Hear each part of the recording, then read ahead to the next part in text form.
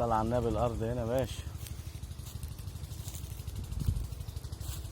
الارض هنا مية مية اهي وسط المباني. المباني لفه البيوت. بصي عماير عماير. بالصلاة على النبي. دي الدورة اللي انا استلم الارض ان شاء الله في 1/10. دي ارض الدورة برضو على الاسفلت من ناحية. ماشي. السمادة بتاعتي اهي. اهي بيوت اهي. الصلاة على النبي كلها. وادي بيوت والاسفلت هناك قدام. الاسفلت ورا طلعة البحر ورا البيوت دي. طلعة اسماعيلية. وادي بيوت اهيت. الصلاة على النبي اهي. برضه اهي. الارض متحوطة بالبيوت.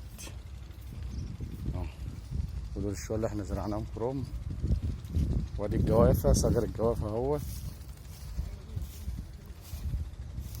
الصلاة على النبي. هيطلع السنة الجاية دي. دي برضه ان شاء الله شريك فيه بإذن الله. ان شاء الله لو طولت مع معاذ.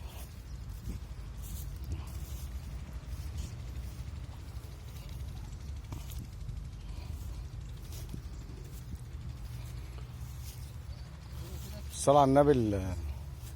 معاك جاسي ان شاء الله. الكرنب دوت عشان هيجي مكانه فاصوليا. الكرنب دي كده ان شاء الله. هو النهارده كام في الشهر؟ 26. النهارده كام يا حاج؟ النهارده 26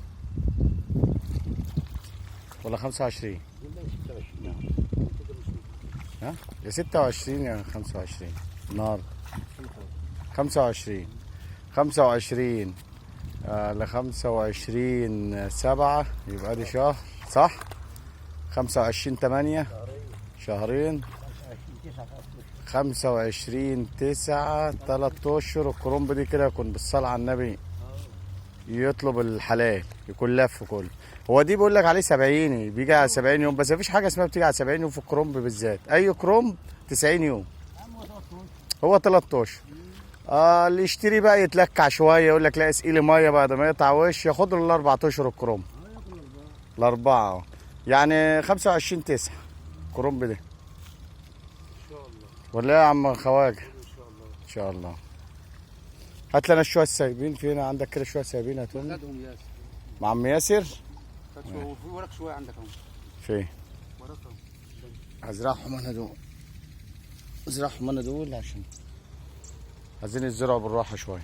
صح كده؟ طلعها فوق النبي عشان البرنيكه. الراجل بتاع المشتل اهم حاجه عنده البرنيكه ما تتعص طين ولا ميه عشان لما بيجي يشيل الطينه لما بتنشف الميه بتتكسر. الله ينور عليك.